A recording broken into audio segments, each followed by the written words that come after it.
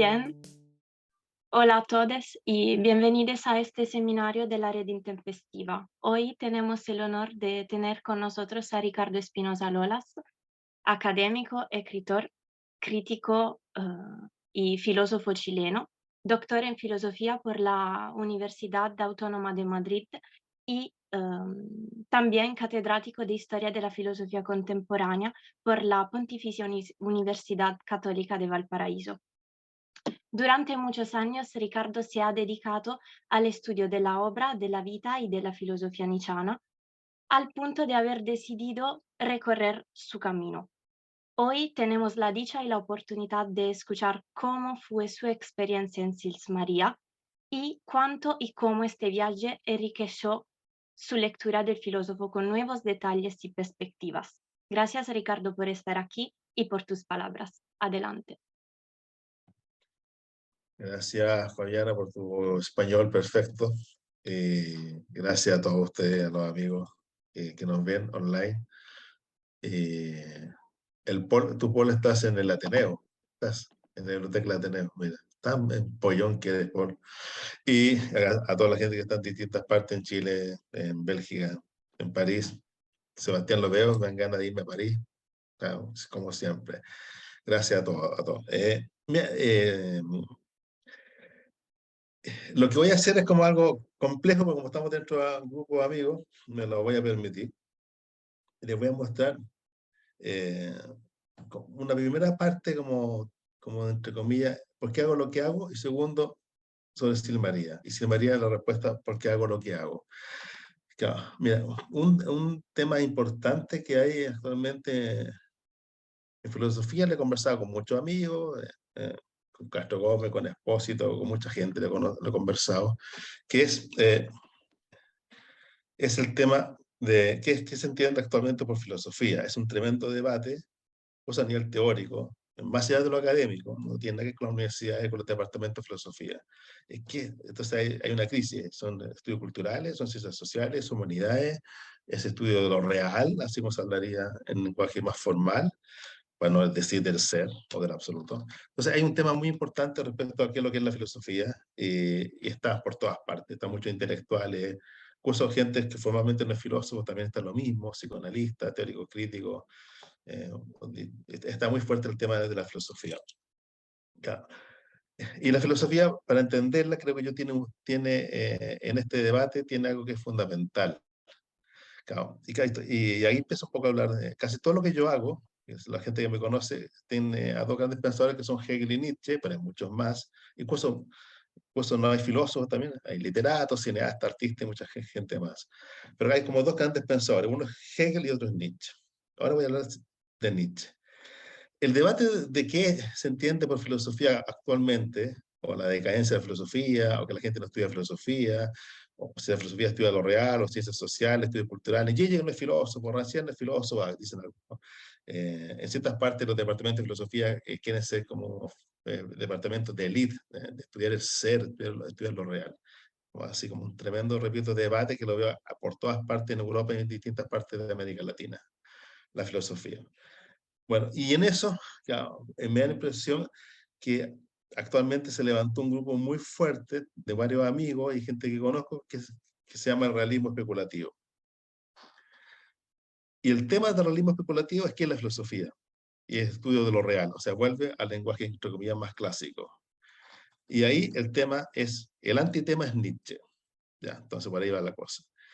Un gran amigo es el que arma toda esta estructura, que está en la base del realismo especulativo, que es Alberto Toscano, que es un filósofo teórico crítico de Goldschmidt, casi es un inglés, era amigo de Mark Fisher. Y Alberto es discípulo de Badiou, traductor de Badiou, discípulo de Negri, discípulo de Zizek, además es muy fuerte en Inglaterra, amigo de Mark Fisher, fuerte en Goldschmidt. Y lo que hace Alberto, como todos los filósofos de izquierda que trabajan en el capitalismo en Inglaterra, y con Mark Fisher y Goldschmidt, es entender la filosofía desde el capitalismo. Ustedes saben, el capitalismo tiene sus estructuras complejas, y ahí, en esas estructuras complejas que tiene el capitalismo, se busca como acelerarlo, ¿verdad? Y ahí se muestran las contradicciones, a lo mejor se va a disolver el capitalismo, y está todo eso operando de forma radical. Y más, el gigante de eso era, ustedes saben que era Mark Fisher. Finalmente el mismo Mark Fisher terminó suicidándose horrible, él mismo eh, fue disuelto en esta aceleración, el gigante de Mark Fisher. Pero Alberto sigue trabajando y como buen discípulo de Badiou, de Gigi, con todo ese grupo. Entonces, Alberto es muy fuerte, y junto con eso en Estados Unidos está Harman, que es muy amigo de Gigi, algo de Badiou, Graham Harman, que trabaja también un cierto Mark Fisher, un cierto Zizek, a la altura de los tiempos, pasado por Estados Unidos, y obviamente está Jameson. Siempre está Zizek, Jameson, por detrás Badiou como el gran teórico de lo real o del acontecimiento. Después está obviamente Zizek y Jameson, distintas zonas de Estados Unidos y Europa, y ahí está como el empollón de Alberto levantando una teoría, está Graham Harman en Estados Unidos, es como un Fischer pero de Estados Unidos, y por otra parte está el empollón durísimo de, de Gabriel en Alemania, que es como muy estudioso, muy riguroso, Gabriel, y se levanta un chico que es directamente, que es Miyazu, con este libro de 2006, es el famoso Después de la Finitud. Y lo que hace Miyazu, repito, siguiendo a todo este grupo, en especial a Toscano, y con Badiou en la tesis doctoral, lo que hace es levantar una gran teoría sobre lo real en la actualidad. Y para levantar una teoría de lo real, se lo digo como en simple, ese es el debate actual de cierta filosofía. Lo que hace Miyazu es como bien canalla, pero bien entretenido. Porque lo que les quiero mostrar es que todo esto Nietzsche sobra. Y cierta filosofía del estilo nietzscheano no tiene nada que hacer para ellos. Esto es importante, esto es importante. Y ellos son mis amigos, son todos mis amigos. Son todos hegelianos. La base es Hegel, después viene Marx, y todos tienen adornos. Tienen a Hegel, a Marx y Adorno como en la base. Siempre está Kant en alguna parte, ¿verdad? Y ahí se como la base de toda esta teoría crítica que avanza. Y lo que hace Miyazuki, como a sintetizar todo esto, para los realistas especulativos, es lo siguiente: ¿cómo pensamos lo real? El término de la filosofía desde lo griego hasta ahora, pero no en forma realista o ridícula. Ya no somos realistas, no somos creyentes, somos todos de izquierda, somos todos, ya, todo eso, estamos en el siglo XXI, somos de izquierda, no somos creyentes, no somos ni tomistas ni nada de eso. Entonces, lo que hace Miyazu, forma inteligente, siguiendo su padre Badiou, su tesis doctoral, muestra que hay como dos modos de entender la filosofía, dos grandes modos. El primer modo es el modo del sustrato, ya, sería lo a posteriori, dicho así. Las cosas ni por sí mismas sería lo real, ya Dios, algo, el agua, el éter, Dios, la energía. Incluso podemos actualizarlo, el genoma, algo, así, una esencia. Entonces sería un tipo de sustrato. Ya en el mundo realista, en los mundos griegos, mundo medieval, pero igual sigue operando. O sea, cierto marxismo cree que es la materia ni por sí misma, allí pasa peleando contra ellos. O sea, todavía se puede ver lo neurocientífico, o sea, filosofías de tipo biologicistas, o sea, todavía siguen, hay mucha gente que cree que lo real, pues digo, para no hablar del ser, es como algo, un sustrato. ¿Ya? Después viene el gran Kant, y pasado por Hegel, y Kant dijo, por favor, todo sustrato es una posición de sujeto. Entonces viene la gran época del correlato. Entonces lo que muestra Miyazu en su libro es todo correlato, porque toda posición de un objeto era un objeto puesto por un sujeto. Claro, eso es la crítica de la razón pura, ustedes saben, la subjetividad, pues, dicho más simple, es en el ámbito de la libertad, aparece lo otro, y Hegel es el que trabaja desde Kant y muestra que todo lo libre es la articulación sujeto-objeto. En realidad nunca hubo sustrato, sino que lo que hay es un correlato, una articulación de uno con otro. Y ustedes hay múltiples formas Miyazu lo trabaja en múltiples formas de entender el correlato. Pues pone hasta Heidegger ahí, pone a Husserl, los fenomenólogos, los analistas del lenguaje, porque son puros juegos de uno con otro, uno con otro, uno con otro, uno con otro, uno con otro, que están articulándose. Luego todo sustrato se funda en un correlato.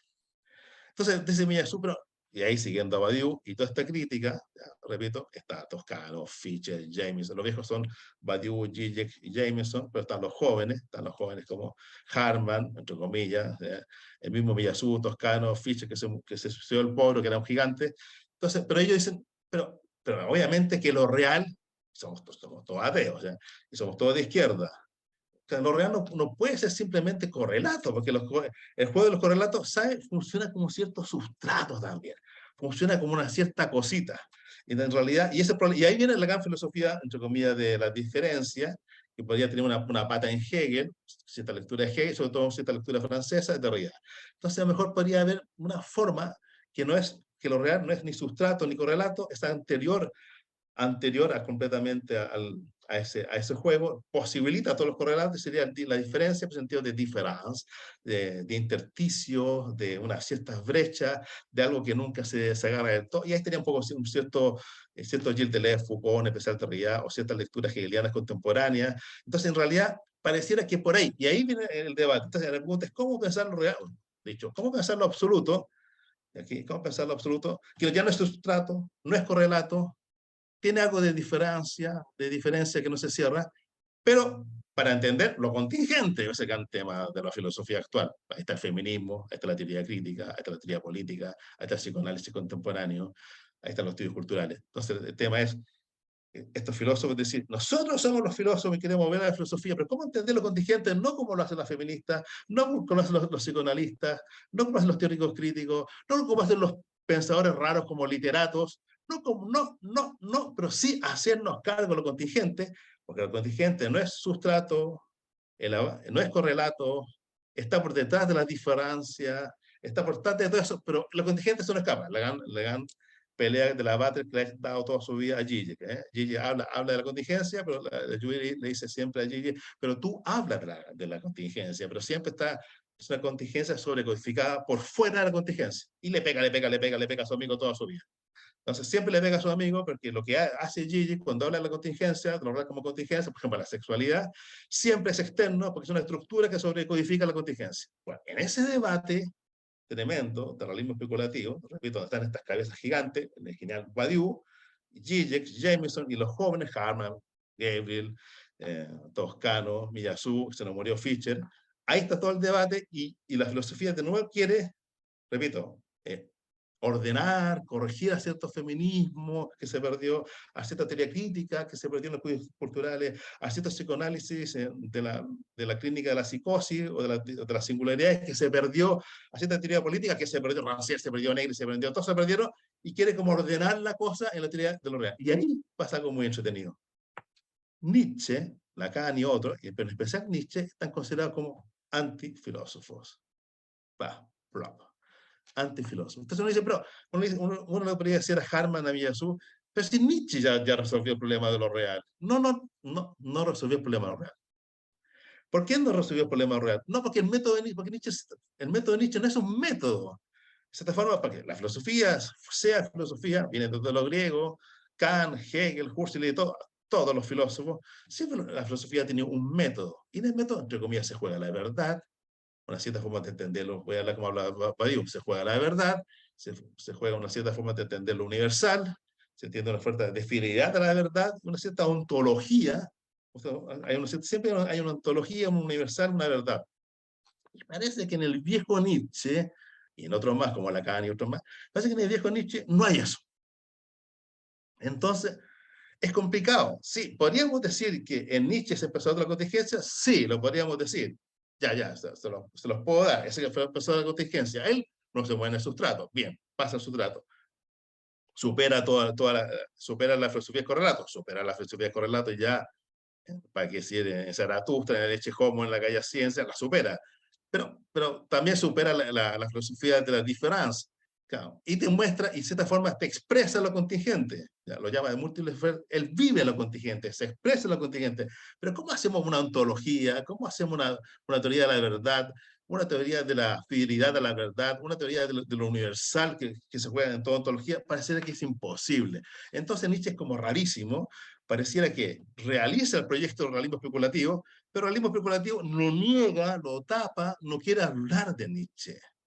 No quiere hablar absolutamente de Nietzsche. Entonces, y eso les pasa a mis amigos como Gigi, que lo citan muy poquito. Badiou le dedica seminarios como el seminario de antifilosofía, Y siempre cuando lo citan es como muy raro.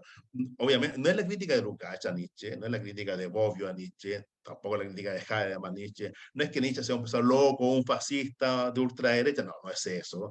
No es que sea el pensador del segundo Reich, como diría los zurdos, no es eso, tampoco. No es que sea pensamiento, no es que sea un fascista, un conservador identitario, ahí que está Fabiana, no es que sea el antecedor de Dugin, ni de Steve Bannon, ni de Horowitz, entonces no, ellos dicen, no, nosotros no somos tan tontos para criticar a Nietzsche así, sabemos que Nietzsche no es un fascista, no es un conservador, no es el pensador de lo esencialista, identitario, conservador, que quiere levantar un cierto Estado-nación con una subjetividad identitaria. No es Nietzsche, no es eso en absoluto, no estamos con Lukács, no estamos con los zurdos, no estamos, obviamente que no estamos con la crítica de Bobbio, pero sabemos que es un pensador de izquierda, sabemos que es distinto, que es una forma de entender la libertad, pero en cierta forma, Gille Badiou dice, ¿qué hacemos con Nietzsche?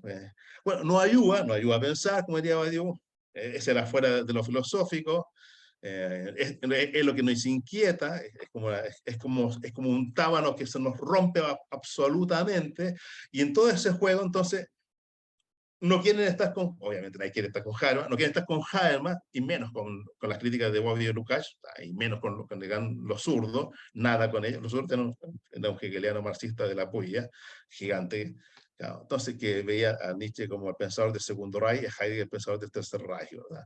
Entonces, no están con esa crítica, repito, no están en absoluto, quieren superar la crítica del fascismo conservador de Nietzsche, que puede atravesar distintos pensamientos, hasta distintos teóricos políticos actuales.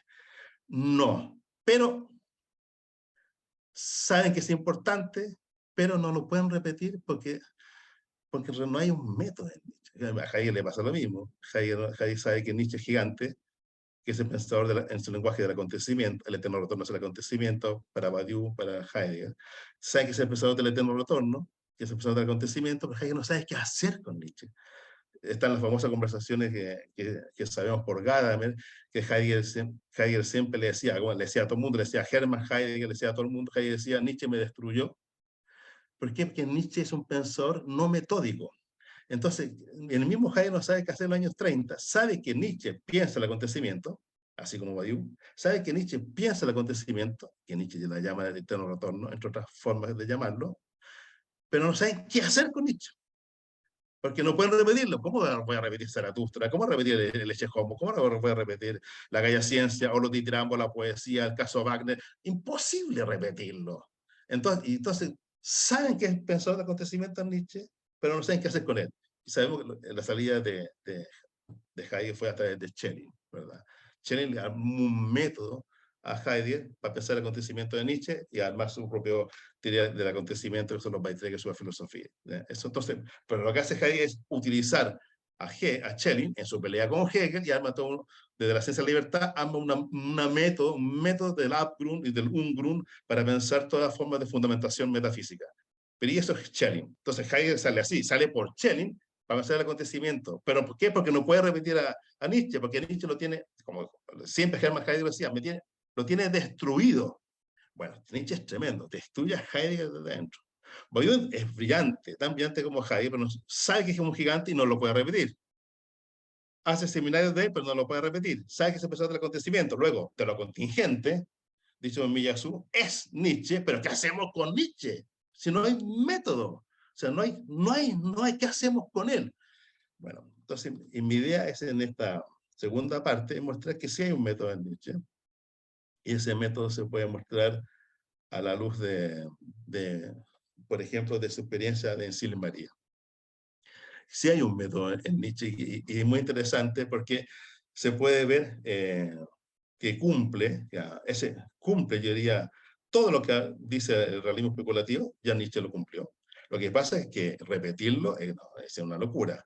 Pero lo que pasa es que no hay que repetirlo. Pero sí, piensa lo contingente. A lo mejor la forma de pensar lo contingente, y es lo que les quiero decir, era lo que hacía Nietzsche en Zaratustra, era lo que hacía Nietzsche en el Eche Homo, era lo que hacía Nietzsche en el caso Wagner. Y eso es lo que le molesta a Badiou, lo que le molesta a Miyazu. Pero a lo mejor la forma de pensar lo contingente, repito, no como sustrato, no como correlato, no como diferencia, sino pensar lo contingente es tanto contingente Claro, piensa que la Batel va a hablar de Nietzsche en el coloquio, la Batel hegeliana y nietzscheana, va a hablar de Nietzsche en el coloquio de Madrid. O sea que hay una forma, hay una cierta forma. Nietzsche como filósofo nos permite entender lo contingente, señor realista especulativo. Entonces, y la segunda parte es mostrarle un poquito eso en lo que estoy, en los libros que estoy escribiendo ahora, los que salen ahora sobre Ariane y sobre Nietzsche. Y ahí pasa Sil María. Mira, Fabiana, por favor, mira, ¿puedes mostrar la fotografía 1 y 2, 1, 2 y 6 que tienes tú por ahí? Mire, ese es el lago Sils. Ese es el lago Sils que está en Silmaría. Ya, ¿puedes muéstrate la otra foto, por favor? La segunda. Este es parte del lago Silva Plana. ¿Ya? Del lago Silva Plana son los dos lagos famosos que están ahí donde vivía Nietzsche, el lago Silva Plana. Y puedes mostrar la otra fotografía, por favor.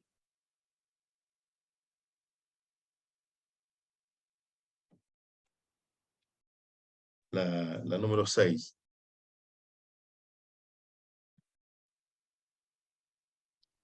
Ese es el lago Silva Plana. ¿Ya? Entonces, les quiero mostrar algo que le hemos conversado a veces con Rodrigo. De pasar un día, creo que con la Marina, Diorio se da cuenta de algo que es muy bueno que tiene Diorio, que es Diorio trabaja no solamente trabaja con textos, manuscritos, facsímiles, también trabaja con artefactos de Nietzsche, eso es una maravilla.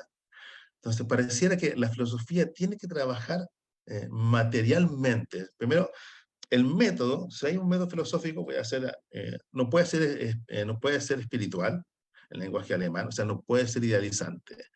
El método filosófico, y esto también lo tiene Butler, el método filosófico tiene que tener un componente material, pero material en el sentido de cómo trabaja un poco la Butler, de cómo trabajaba Lanzaldúa, de cómo trabajaba Gilles Deleuze, de cómo trabajaba el mismo Nietzsche, algo lo hace Diorio, o sea, hay distintas formas de trabajar, es como una clínica, el método tiene que ser una clínica de lo material, y de lo material, por ejemplo, como trabajaba Peter Sondy, también que trabaja en forma increíble los textos. O sea, no puede haber un método de tinto espiritual. O sea, yo estoy completamente en contra de la hermenéutica en general. La hermenéutica en general, nada.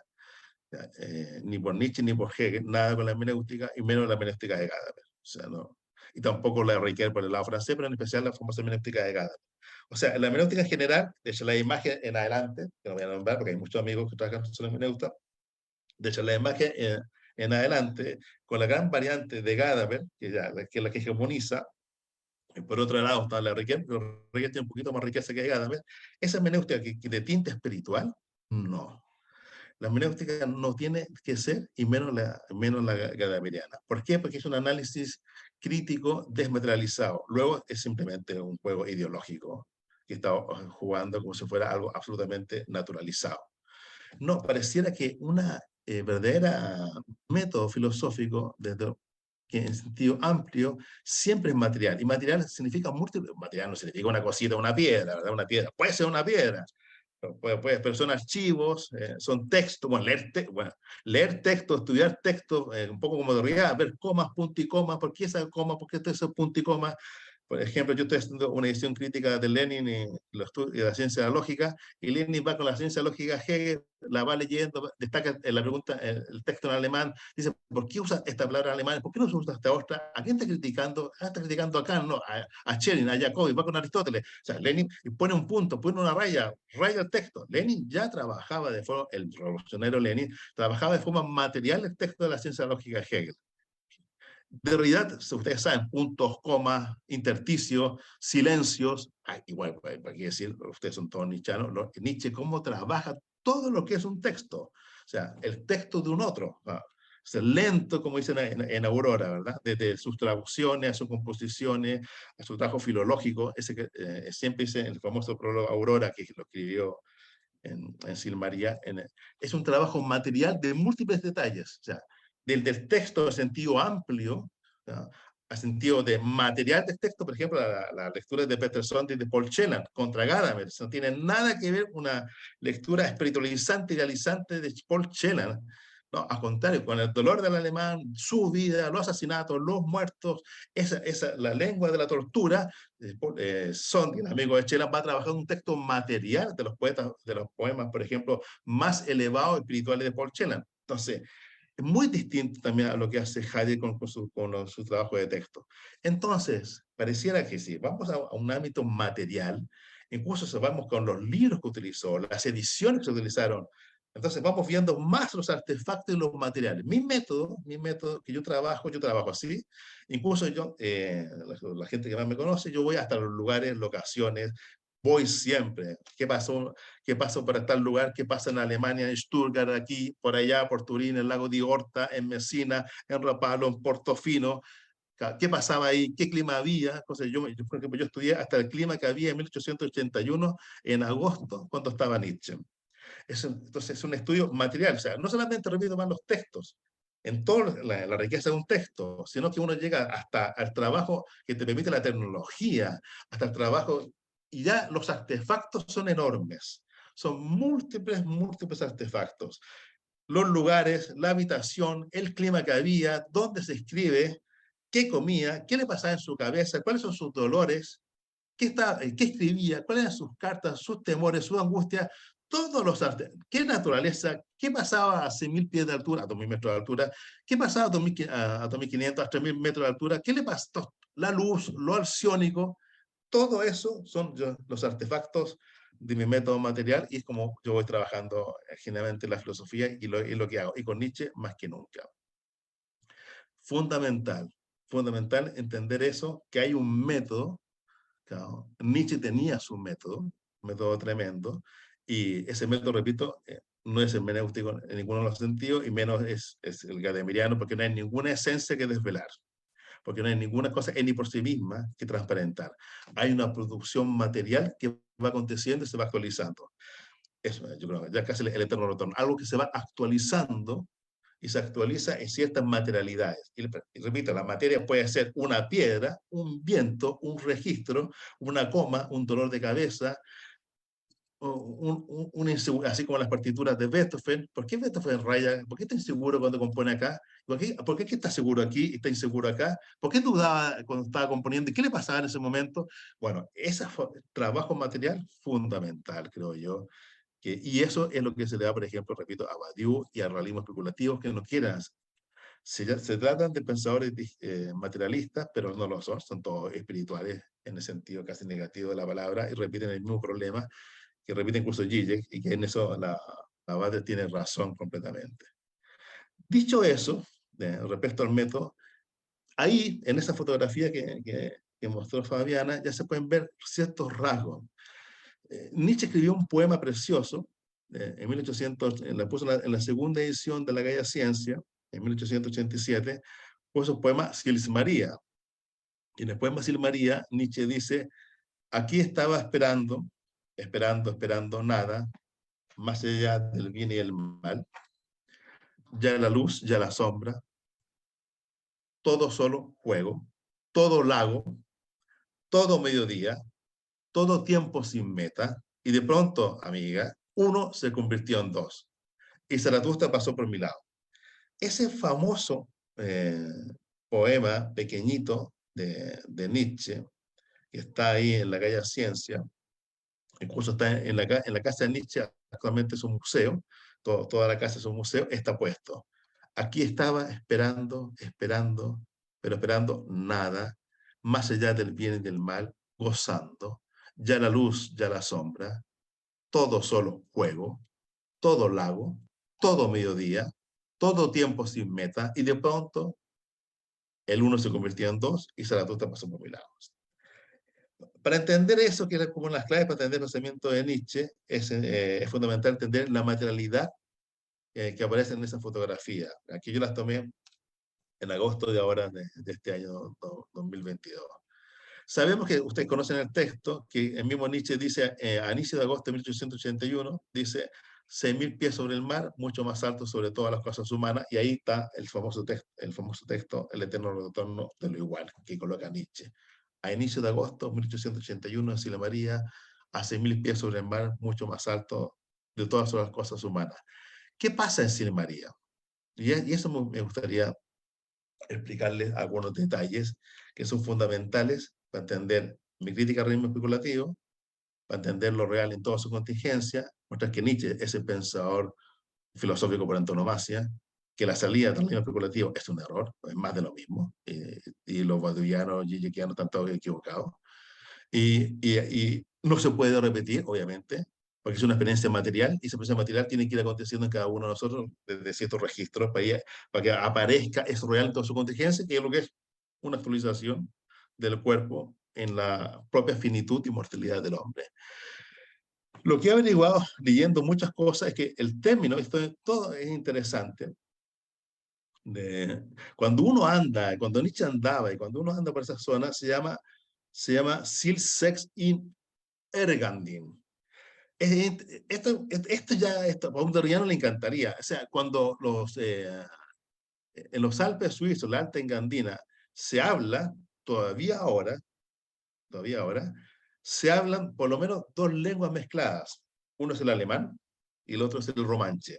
Y el romanche, ustedes lo escuchan en la calle, lo escuchan en la montaña, es como un italiano latinizado antiguo. Y se escucha mucho, mucho italiano también. Pero sobre todo se escucha actualmente, por lo que he visto, como el 15% o más habla el romanche. Todavía se enseña en los colegios romanche, y el alemán obviamente está hegemonizando. Pero en la época de Nietzsche era casi todo al revés. Alemán muy poco y casi todo romanche.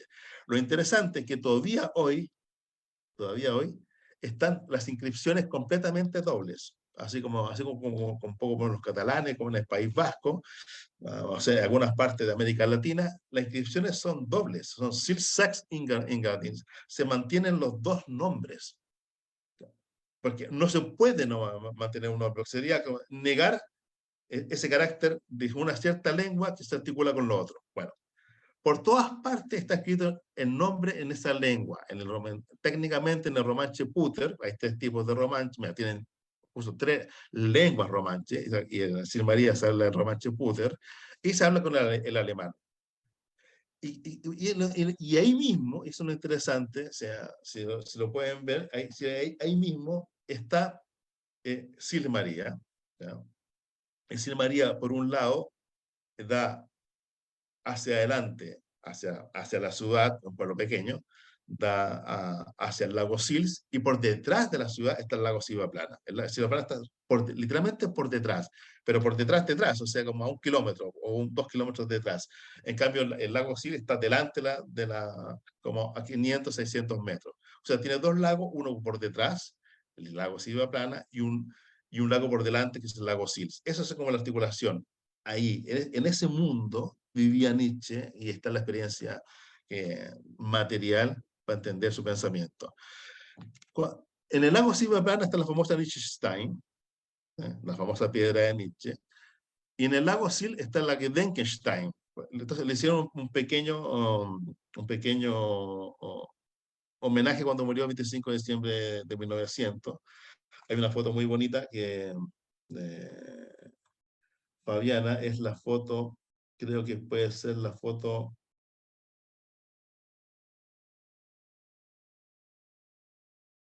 15, 16, ¿ya?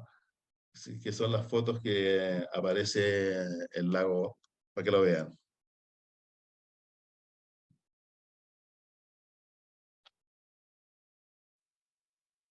No, no, no es esa.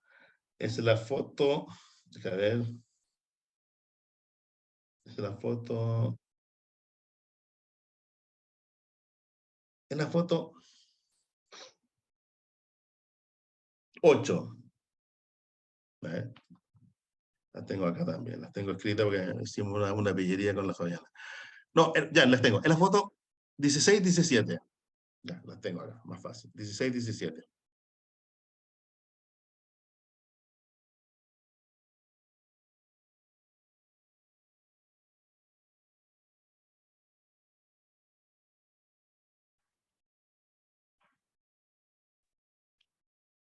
17 es un video. No, seguro. No, no puede ser si estoy mirando. No. Bueno, el 16. Muestra la foto del 16, por favor. Y la 15. Muestra, salgo con anteojo, pero la 15 y la 16. Ok.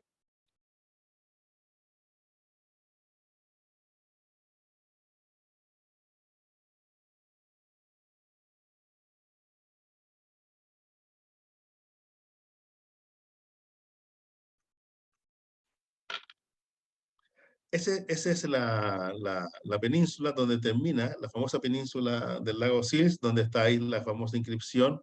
En esa inscripción que aparece ahí, que está en la foto de al lado, bueno, o está el video, en esa foto de al lado, y ahí Nietzsche pasaba siempre, pues, fueron muy listos, no sé quién lo hizo, he averiguado, pero no sé quién dio la orden. Ahí está, se muestra el lago Sils, está, en la otra foto se puede ver. Se puede ver el lago Sils, que hay unos asientos, Fabiana, se puede ver ahí, claro. Entonces, eso está ahí mismo. Ese es el lago Sils, el Sils es gigante y al final está Maloja. Nietzsche siempre pasaba ahí, ¿ya? Siempre pasaba ahí, y ahí era donde escribía, ahí donde escribía los textos de Zaratustra, ahí donde andaba con Metafonsalis, bueno, hasta todo mal, después andaba copiando, andaba por ahí, y ahí pusieron la famosa inscripción de piedra, que está ahí, que es el famoso texto, el tercer parágrafo final de la otra canción del baile de Zaratustra, que son las famosas las campanadas del eterno retorno. Ahí eso es lo que pusieron. ¿Por qué? Porque Nietzsche siempre estaba ahí. Ese era el lugar donde Nietzsche le gustaba. Ese es el lugar donde Nietzsche escribía. ¿Ya? Con esa luz, con esa visión, ahí, repito, muchos textos de Zaratustra era ahí. Ahí es donde le dijo a Metafonsali, Nietzsche, que quería ser enterrado. En ese lugar era donde Nietzsche le dijo a su amigo Gerdo, a millonario Gerdo, le dijo, si tuviera dinero, me gustaría construir una casa con 2 habitaciones cómodas y que tuviera un cierto, para mi biblioteca. En este lugar era donde Nietzsche pasaba siempre. ¿Por qué? Porque ¿dónde estaba Nietzsche cuando estaba en Silmaría? Y ese es el video número 13, Fabiana, por favor.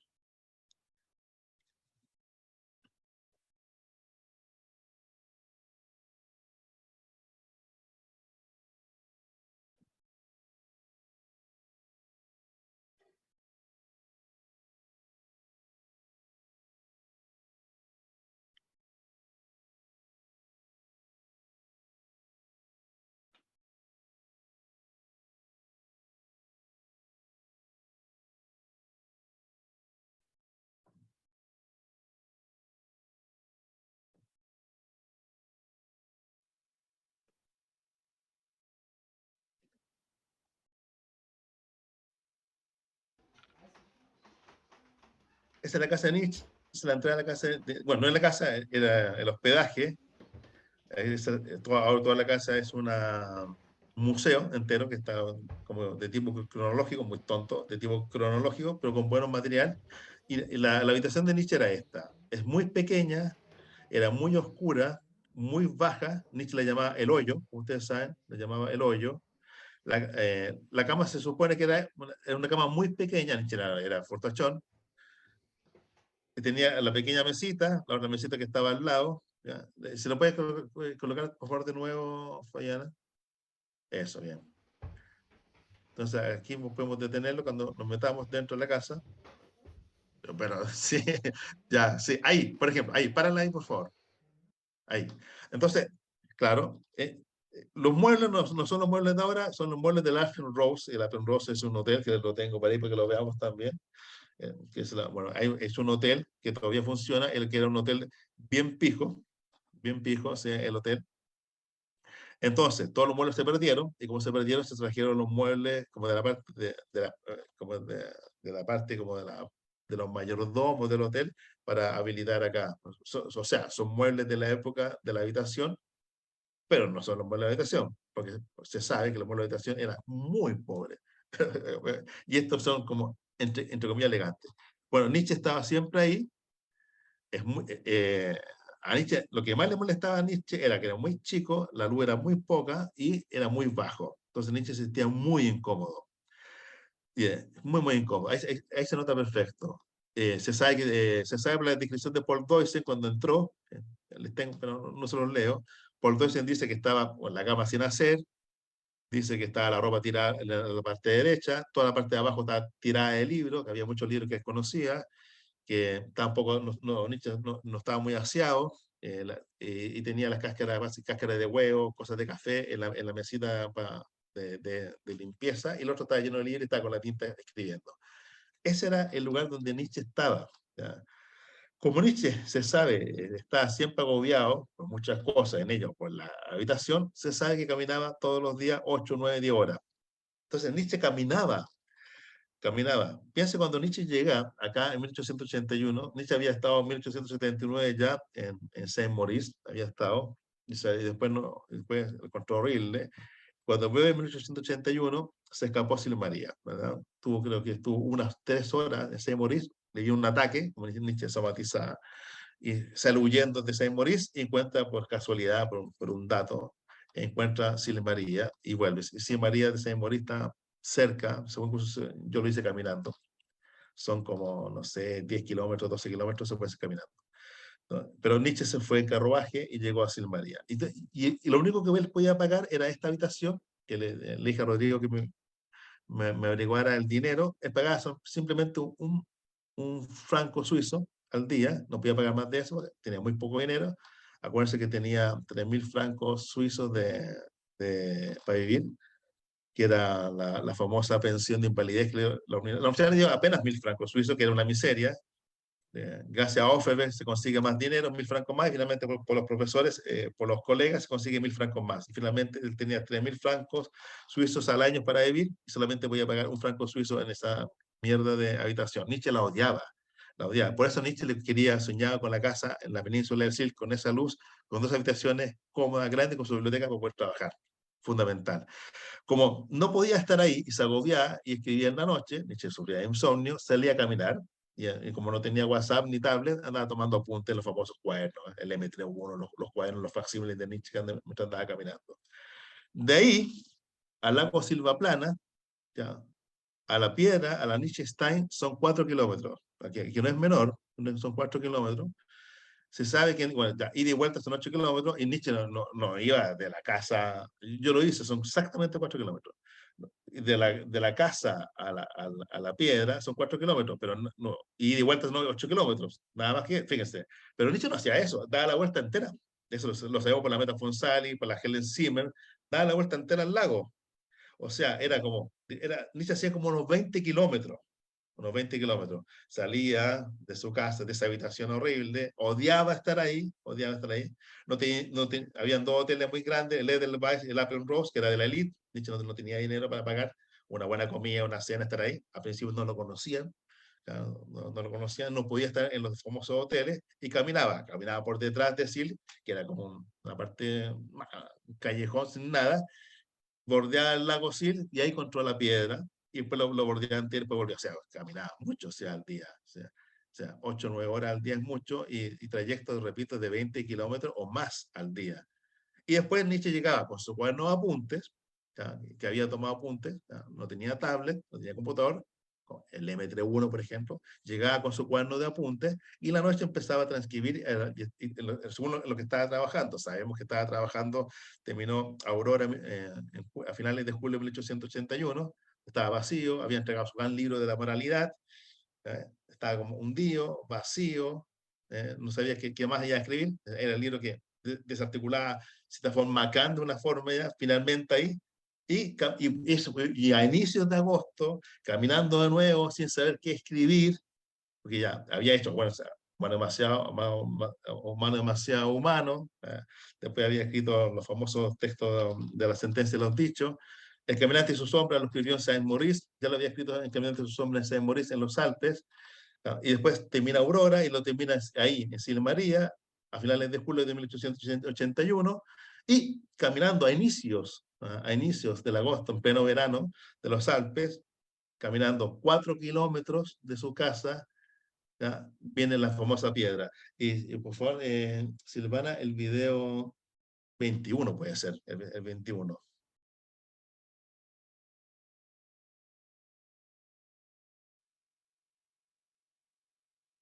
Sí, ese. Este es un video, al fondo está Silmaría, repito, desde la casa al fondo, atravesando a la roca, son 4 kilómetros, girar todo, son como unos 10, 14, 15 kilómetros, y después volvía, ¿ya? Entonces, caminando por el otro lado, aquí lo vemos, caminando desde allá, desde el fondo hacia acá, se encuentra con la roca, la famosa roca a inicios, vacío, no sabía qué pasaba, sabemos que había terminado, había mandado las cartas al amigo, obviamente a Aurora no sabía a qué se iba a dedicar, y ahí está la famosa, la roca, ahora tiene, le pusieron una placa ridícula, lamentablemente la marcaron ahora en abril, la roca, es muy grande, Nietzsche la llamaba una pirámide gigante, abajo está el Surle, que es como uno de los picos de los Alpes. Toda la cadena montañosa está como entre 2.500, 2.008 a 3.000 y 3.200. No son los Andes en Chile, pero igual es muy grande para la zona. Claro. Y ese es el lago Silvaplana. Esta es la tarde, son como las 7 de la tarde. El lago Silvaplana, la gente que está en Chile es como el lago Todos los Santos, es como verdoso, es muy verdoso. eh, Tiene un verde especial, así como los lagos del sur de Chile. Ese es, y al fondo se ve Silmaría. Al fondo está Silmaría. Que por eso decía, y Nietzsche vivía ahí. Ese es eso, ¿no? Lo que... Y otro detalle más que es importante, estoy, no sé a quién se lo contaba al Polo el otro día. Claro, es ridículo pensar que Nietzsche, por ejemplo, fue una vez a la piedra, algo le pasó y se fue. No, o sea, después lo que se sabe es que Nietzsche pasaba metido en la piedra, porque siempre estaba caminando, siempre estaba caminando. Él no era un rico, un hombre de élite, para estar todo el día en el hotel o para hacer grandes excursiones. ¿Ya? Después Nietzsche se alimentaba muy bien hacia su madre, que le mandaba muchas cosas de regalo.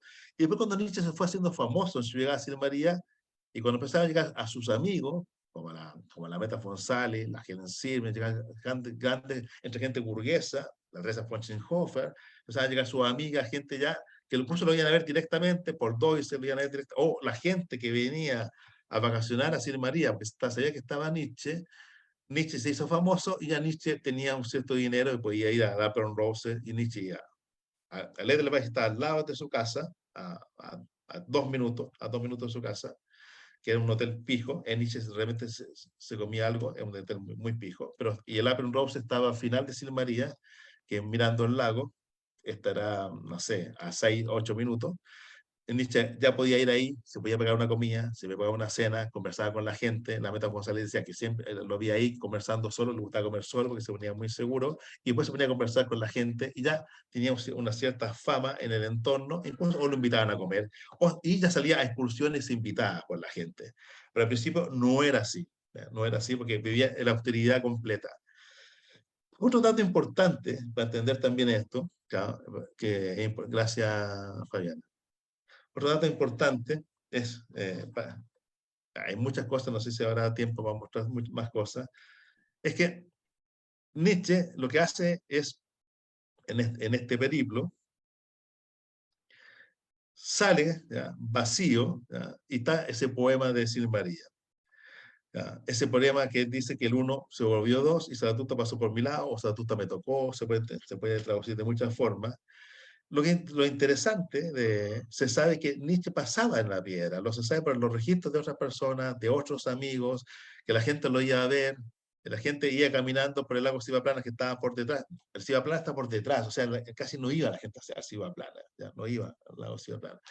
Entonces se iba al lago por detrás y se veía a Nietzsche durmiendo al lado de la piedra, o conversando con la gente, o él mismo lo llevaba a excursiones a la piedra. O sea, Nietzsche mismo se hizo como, era muy simpático, se hizo como un tipo que hacía excursiones por lagos y por el lago, así, llevaba a la gente por todos lados, y después puso a la Meta González la llevaba por todos lados, a la mamá de la Meta González la llevaba a todos lados, subía el Valfex, andaba por todas partes, pues ya empezó a preocuparse de cosas cotidianas, de comida, del ganado, se empezó a preocupar también de las vacas, de las leches, de todo. Sils María significa las lecherías del lago Sils. Entonces era muy conocido todo el trabajo de Sils con la con las leches, absolutamente. El lago Sirs, mira, si puedes mostrar por favor, el video, creo que es el 18, Silvana, Fabiana, o el 10, ahí creo que el 18. Aquí se ve el lago Sirs. ¿Eh? No, me parece que eso no es. Espérate. Así es el lago Sirs. El lago Sirs es gigante, eh, realmente gigante. Lo repito. Le fascinaba a Nietzsche el lago Sirs. ¿Ya? Ahí se ve clarísimo el lago Sils, se ve la luz que le gusta a Nietzsche, ¿ya? Lo famoso arsiónico. Entonces, cuando uno se coloca en el lago Sils y va con los textos uno puede darse cuenta de muchas cosas interesantes que aparecen en sus textos. Por ejemplo, uno se da cuenta de que algo que pareciera que, y esto es una de mis peleas con los realistas especulativos, pareciera que el error que tiene el realismo especulativo, que viene con Kant, y que, sí, sí, se parece, estoy de acuerdo, tiene algo de la selva negra, pero piensa, aquí estamos a la altura, entonces se siente un poco, se siente, hasta el verano era 20 grados, o sea, un verano nada, o 18, 16, 15 grados. En la mañana la temperatura bajaba, en la noche a 4 o 5 grados, o sea, en pleno agosto, o sea, igual es frío. Igual es la altura, son 2.000 metros, y estamos después, cuando uno sube a Valfex son 2.500, y uno puede llegar hasta 2008, hasta 3.000. Entonces, eso es distinto a la selva negra. Y además, la selva negra, como dice el Heidegger, se han estado ahí, son bosques cerrados donde hay claros de luna. Aquí son tremendos espacios luminosos, donde están los Alpes, y están estos lagos, y entre medio de los lagos están estos pequeños poblados. Sil María tenía apenas, en la época de Nietzsche, 200 habitantes. 200. Actualmente tiene 800. Entonces, actualmente todavía no es nadie. Son muy pocos. En la época de Nietzsche, muy pocos. Luego, todos conocían a Nietzsche. Y al lado de Sil María, no les puse una foto, está Sil Besalgiu, que cuando uno cree que es un barrio que está ahí, de Sil María, no, es otro pueblo, que en la época de Nietzsche eran como 50 habitantes. Actualmente no son nada, yo creo que son los mismos 50. ¿Por qué es importante? Porque Nietzsche iba, entre comillas, de Sile María a Siles Bersalgio, y iba caminando a la península que se entraba en el lago Sil. ¿Por qué es importante Siles Bersalgio? Porque ahí, por ejemplo, él iba caminando, hay una iglesia antigua del siglo XIV, 1300, y Nietzsche siempre iba ahí, por ejemplo, con teólogos, con párrocos, y sigue caminando a María, así empezar, que serán 15 minutos caminando, nada más que eso, o máximo 20 minutos, es muy poco, unas distancias son como de Poliñano, son distancias muy pequeñas, para, incluso gente iba de carruaje de un lugar a otro, pero nada, si se repito, no creo que sean más de 15 minutos, y Nietzsche, en esos caminos, así empezar que donde está esa famosa iglesia pequeñita del siglo XIV, que Cecil María era la gran ciudad de 200 personas que tenía las lecherías del lago Sils. Sils significa verde en el romanche, entonces Cecil María es las lecherías del lago Sils, las lecherías de lo verdoso, la lechería de un verde como un musgo que tienen los lagos, entonces Cecil María son como las lecherías de los verdosos. Entonces, Nietzsche de repente iba con los teólogos, con los pargos, con la gente, entre comillas, adulta, burguesa, y a Silvia Sal, que había este el siglo XIV, y ahí hablaba de teología, de cosas así, y le gustaba como provocar, seducir, molestar, pero todo el mundo lo quería. Los párrocos lo adoraban, y lo encontraban como Frita, ya está Frita bromeando, y bromeaba con ellos, pues iban a comer a la Perrosa, y la Perrosa está entre camino a 7 minutos. Nietzsche vivía en ese contorno, escribía Más allá del bien y el mal, escribía La genealogía de la moral, la segunda edición de La Calle Ciencia, el segundo, el prólogo de Aurora, el caso Wagner, la estructura del anticristo la bajó de ahí, las bases del crepúsculo de los ídolos, eh, la estructura de Zaratustra 1, 2 y 3 son de esa zona.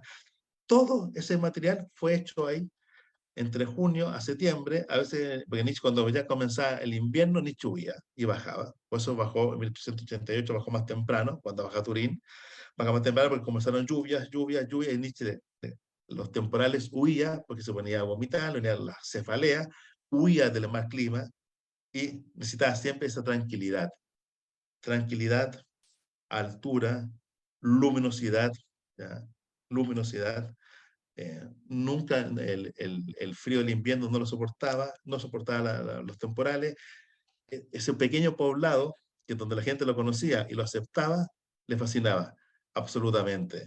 Mira, ¿puedes colocar, por favor, Fabiana, la pequeña, la foto 14 del hotel, esa? Ese es el hotel Upper Rose, donde estaba la Meta Fonsali, ella alquilaba ahí. Nietzsche al principio no tenía dinero, el hotel sigue igual como estaba. Ese hotel termina Sin María y al frente está el lago. Ahí Nietzsche, cuando ya empezó a ser conocido, lo invitaban a comer, y ahí ya él pasaba y comía o cenaba ahí. Ahí se hacían los conciertos de música, ahí donde se tocaba el piano, donde Nietzsche escuchaba los famosos conciertos de Schumann, de Bach, de Beethoven, los pianistas que llegaban a la zona. Ya era culto en esa época. A Nietzsche a veces lo invitaban, iba ahí. Se alquilaba una habitación, Nietzsche se quedaba en la habitación, después comía y después se iba. Ya, y la casa es el 9 y el 12, la casa del 12, por ejemplo, el 12. El 12. Esa era la casa de Nietzsche. Ya, fíjate, no era ni casa, Nietzsche simplemente era la habitación que está arriba, por detrás. Entonces era la más pequeñita, aquí no se ve, era la más pequeñita que está arriba, por la parte de detrás. Esa es la habitación de Nietzsche, era una habitación. Ya. Al frente de esto está el arroyo Fex. A la mano derecha de esto está el Edelweiss, el otro hotel pijo. Después iban unas casas y se acaba. Y detrás el lago se iba plano. Así. Al frente está el arroyo Fels. Claro. Está la famosa iglesia, que sigue siendo igual. Una iglesia grande de Sir María. El camino, donde están las casas burguesas, el ayuntamiento, y está al final el Upper Rose. Eso es Sir María. Esos son los 200 habitantes. Y ahí están todas las lecherías y está la subida con los grandes caballos. Ahí Nietzsche, en esa materialidad, con ese oxígeno, con esa luz, con esa comida. Así, la Meta Fonsali cuenta que cuando está Fritz enfermo, no salía en 1 o 2 días, porque estaba con los vómitos, con la cefalea. Cuando le venía la cefalea, los vómitos, no salía y todo el mundo sabía que estaba enfermo y nadie lo molestaba. Cuando salía, nadie le preguntaba, porque Nietzsche era súper preocupado de su vida personal y que no se supiera. Repito, fundamental esa materialidad para ir entendiendo a Nietzsche. Entonces, desde ahí camina 4 kilómetros y se encuentra con la piedra. Ahí, se encuentra con la piedra. De ahí Nietzsche camina 1 kilómetro como máximo y se va a la península del lago Sils. De ahí se va a la península del lago Sils. En la península del lago Sils escribía muchos textos de Zaratustra, como dice la Meta Fonsali. Ahí es donde está el famoso Cosa de Piedra, donde están el texto de Zaratustra. Y me gustaría leer, por favor, ¿puedes desconectar la imagen, Fabiana? Porque les quiero leer algo. Ahí. Y ahí está el famoso apartado tercero de la otra canción del baile. Entonces, les quiero mostrar algo. Está la casa, está la piedra, en la piedra está ese pequeño poema y la pequeña inscripción que están en el facsímile M31, como se llama ahora. ¿No? Y puesta Zaratustra, y en la piedra del Silsto, que sale la foto donde estaba yo, esa foto con la camisa roja que tengo ahora, está puesto la otra canción del baile. ¿Y qué está puesto ahí? En castellano dice lo siguiente, todos ustedes lo saben, ¿verdad? En la piedra está muy simple, está sin número, y está simplemente cada uno de los textos, cada uno de las proposiciones está. En Zaratustra está más bello, dice, está el número 3, dice 1, y les leo, todos ustedes saben, dice, oh hombre, presta atención. 2, ¿qué dice la profunda medianoche? 3, yo dormía. 4, de un profundo soñar he despertado.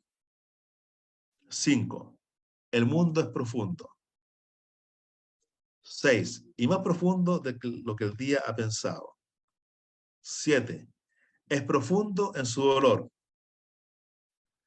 8, el placer, se puede traducir el deseo, la dicha, según los psicoanalistas. Bueno, el placer es aún más profundo que el sufrimiento. 9, el dolor dice pasa. 10, más todo dolor, más todo placer quiere eternidad. En alemán dice que es Ewigkeit, ¿verdad? 11, quiere profunda, profunda eternidad. 12, y ustedes saben que en el 12 no hay nada. Eso es lo que está puesto en la piedra de inscripción en el lago Sils cuando muere Nietzsche. Bueno, lo que yo les quería mostrar es que hay un circuito material, histórico material de Nietzsche entre Sile María, el lago Sil y el lago Silvaplano. Y pareciera que podríamos, y mi tesis es mostrarles muy simple, es mostrar que eso que aparece en la otra canción del baile, en el tercer apartado, esas famosas 12 campanadas, donde la 12 no hay nada, simplemente un 12, quiere expresar eso que aparece en la piedra. ¿Ya? Que es lo que él lo llama eterno retorno, lo puede llamar de otra forma, lo llamó eterno retorno a lo igual, y después nunca más lo llamó así, pues lo llama simplemente eterno retorno, o el pensamiento abismal. Parecía que el pensamiento abismal es esas campanadas que aparecen ahí en el texto, donde aparece el dolor a cada rato, el placer a cada rato y la eternidad. Son con la gran articulación, dolor, placer y eternidad. Nietzsche dice en sus poemas, decía ahí, había escrito Aurora, ya había escrito el caminante en su sombra, había escrito la opinión de sentencia, Humano demasiado humano, eran los textos de tremenda colapso vital, existencial de Nietzsche, que venía de muchos años fraguándose, hasta cuando Nietzsche sale de Basilea, ustedes saben que sale de Basilea, pelea con los Wagner, se aleja de Wagner, ya en Sorrento y de Cosima, sale también de su lado de Basilea, sale del ámbito confort. El ámbito confort era su universidad, sus recursos económicos, sus amigos como Rode, sus profesores, su gran filología, sus libros, sus estudiantes, el Stadium burgués y fuerte de Wagner, toda su relación con Cosima, deja todo eso, entonces se llena de enfermedades, se sabe que tuvo muchos dolores y finalmente se va, los alumnos no se inscribían en sus cursos y finalmente somatiza, se va y se va absolutamente y se convierte en esta patria en adelante. ¿Verdad? Y empieza su vida en Silmaría.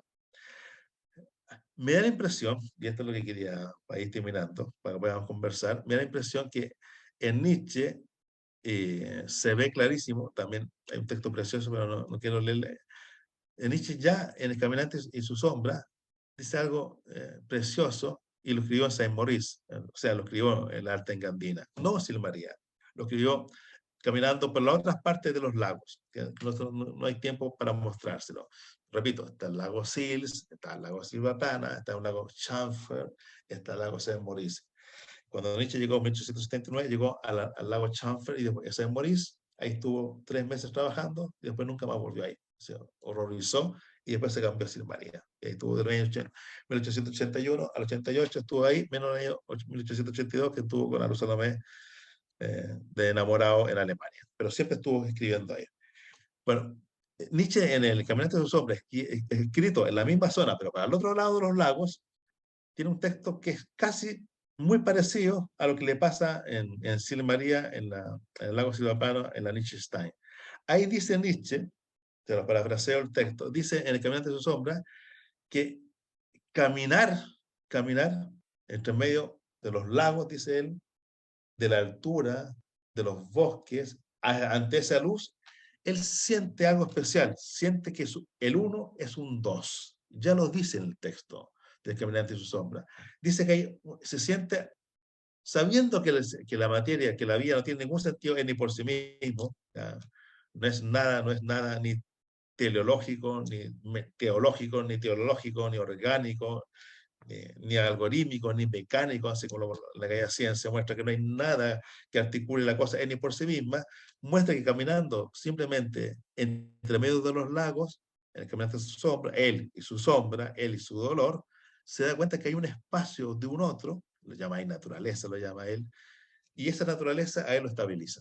Después el párrafo es precioso que está ahí, en el caminante y su sombra. Después, en 1881, 2 años después de este quiebre, cuando llega Silmaría, cuando termina Aurora, está vacío, en esa piedra Nietzsche pone el famoso hace 1000 pies de altura, más allá del mar, por encima de todas las cosas humanas, Zaratustra pasó por mi lado, el uno se volvió dos, eterno retorno de lo igual. Eso es lo que colocamos pues Nietzsche ahí. Y Nietzsche puede ahí lo empieza a bajar, a tematizar, lo tematiza de múltiples formas, como ustedes saben, y en el Zaratustra 3, que para mí es un texto clave, En la otra canción del baile, que es un texto clave, Nietzsche muestra todos los juegos del uno con el otro, que es como un baile del uno con el otro. Esta es la otra canción del baile 1, la otra canción del baile 2, muestra todos los juegos de Zaratustra con la vida, o de Dionisio con la arena, de Zaratustra con la vida, o de Zaratustra consigo mismo, o de Nietzsche con un otro, o de Nietzsche caminando por las piedras, o de Nietzsche caminando, muestra todos los juegos de uno con otro, y Nietzsche se da cuenta que no es necesario ninguna metafísica, ninguna teología, no es necesario nada, nada en y por sí mismo, ninguna estructura epistemológica de lo real, porque Nietzsche está en lo contingente, como diría Badiou, Heidegger, está ese pensamiento del acontecimiento, absolutamente lo contingente, así como le gusta la Batre, absolutamente lo contingente. Y se da cuenta que lo contingente, en su propia contingencia, nos afirma en el vacío de nuestra propia mortalidad y sexualidad radical. Eso es lo que Nietzsche declama y muestra en el Zaratustra 3, en la otra canción del baile, en Zaratustra con la vida y en las famosas campanadas que aparecen ahí en el lago Sils. ¿Y qué es lo que hacen en el lago Sils? En las 12 campanadas y las 12 está completamente abierta. Pareciera que la única forma de vivir es una eternidad en el presente, una actualización de la vida, una actualización de los cuerpos. Cuando el dolor dice pasa, porque en el dolor dice pasa porque hay un otro que me constituye. Esa sería la sabiduría de Nietzsche, que no es un método como lo busca Badiou, claro, no hay un juego de una verdad, de una ontología de la verdad, ni una ontología de lo universal, no hay eso. Hay una ontología absolutamente de lo singular. Después podemos hablar de esto, de una clínica de lo singular, una clínica de las diferenciales, como hablaríamos ahora en el ámbito psicoanalítico. En el feminismo actual sería un feminismo de lo interseccional, más que queer, de lo interseccional. En la clínica actual hablaríamos de una clínica de los diferenciales, de las singularidades, también podríamos hablar así. En cierto realismo, en cierto teoría realista, a lo Mark Fisher, sería todo el trabajo que hace Mark Fisher mostrando la contingencia de la vida en las estructuras totalitarias universales del capitalismo, así lo que hace un poco la Sarah Kane también. En las contingencias de la vida hay algo que no se deja sistematizar, atrapar por la totalidad del capitalismo. El capitalismo no puede atravesar y agarrar todas las brechas abiertas en la propia contingencia. Ya Fischer se daba cuenta, lamentablemente se le fue. La Sarah Kane se daba cuenta, pero se le fue. Los dos se cotizaron y se suicidaron. Pero pareciera que hay algo tan fuerte en la contingencia, que en la propia finitud, en la propia sexualidad, en la propia actualización del cuerpo, que no se deja atrapar por ninguna lógica que la cierre. Y pareciera que es la única forma de inscribir lo contingente. Y por eso el método de Nietzsche sería su propio trazo literario, como diría Derrida, su estilo. Un estilo que no es representable, quien es filósofo en el sentido clásico, yo no puedo copiar, Heidegger se da cuenta, no puede copiar a Nietzsche, si lo copia es ridículo, y cuando quiso copiarlo es una mala poesía, no se puede copiar, pero sí se puede entender que es un trato, así como la Saldúa, han leído Borderland, en ese trato literario, así, escritural, literario, en ese trato de intersticios, lo contingente se inscribe, voy a hablar como los lacanianos, lo real se inscribe en el aparato simbólico totalitario, en el capitalismo, y se inscribe y nos resuelve, nos deja salir, nos abre y nunca del todo se nos atrapa. Yo creo que ahí, con esta lectura, repito, puedo dialogar con la teoría populista, con la teoría psicoanalítica, el feminismo actual, la teoría crítica, y sobre todo mostrar a los realistas especulativos que van por un muy mal camino, van repitiendo una vez más una lógica cerrada, conceptual, totalitaria, por fuera del contingente, aunque ellos saben que quieren empezar lo contingente y no como correlato ni como sustrato, pero siempre se empieza en la cual. Eso es lo que le pasa a Badiou cuando uno lee su texto sobre el acontecimiento. Y lo dejaría hasta ahí. Muy bien, y muchas gracias, y gracias Fabiana. Gracias a ti por la pasión y la precisión que siempre te caracterizan, a ti y a tus estudios. ¿Y hay algunas preguntas? Parla italiano, l'italiano è bellissimo. Parla italiano. A veces. Yo tengo uno. Ya, Nicolás y Fabiana. Sí, Nicolás. Ok. Voy a hacer dos preguntas. Con una vamos a pelear y con la otra quizás vamos a dialogar. Digámoslo así. Entonces, si yo quiero... ¿El método que tú estás esbozando es válido solamente para Nietzsche o es válido para toda forma de filosofía? Lo pregunto en la medida en que, vale, si yo quiero entender a Kant, entonces tengo que ir a Königsberg y encerrarme ahí, y si quiero entender a Platón, tengo que estar preso en Siracusa, o si quiero entender a Sócrates, tengo que no existir, ¿no?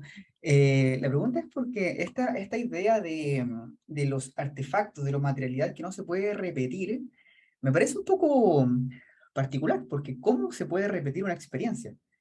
Recuerdo, tuve la oportunidad de estar en Rocken, ¿no? Era muy bonito, era muy, a mi gusto de paisaje, era muy bonito, pero no sé si, si entendí los escritos del joven Nietzsche, ¿no? Del primer Nietzsche por solamente haber estado en Rocken. No sé si viví, si tuve esa materialidad de artefacto, creo que no, creo que no. Lo que también me lleva a una disputa, ¿no? Una disputa del tipo, ¿qué tipo de persona es la que puede hacer filosofía? Porque, ¿qué tipo de persona es la que puede hacer filosofía si es que una condición mínima es poder haber pasado por el lugar en donde pensaron los filósofos? Es decir, soy latino, fui a Rocken porque me gané una beca y estuve en Leipzig, pero no es como que yo pueda ir allá, ¿no? Entonces, ¿cómo funciona este método material, ¿no? Es como de Schopenhauer, ¿no? Cerremos la universidad, no estudiemos mucho y mandemos a los chetos, a los juegos allá a que vayan a lugares exactos a pensar. Eso es un poco complicado de afirmar, ¿no? Y eso por una parte, con eso discutimos.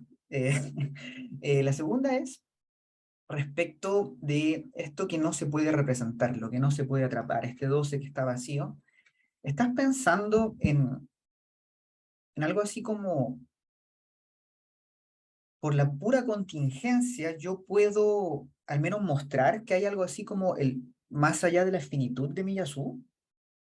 ¿Estás pensando que en ese gesto de generar poesía yo puedo dar cuenta de que hay algo que se escapa de lo real de Lacan, quizás por decirlo de alguna manera, ¿no? Algo que se escapa de la representación? En ese sentido, ¿estás sacando a Nietzsche del correlacionismo? Esos son los dos. Ya, bien. Ya, gracias. Parto por la segunda, porque la segunda te contesto la primera, Nico.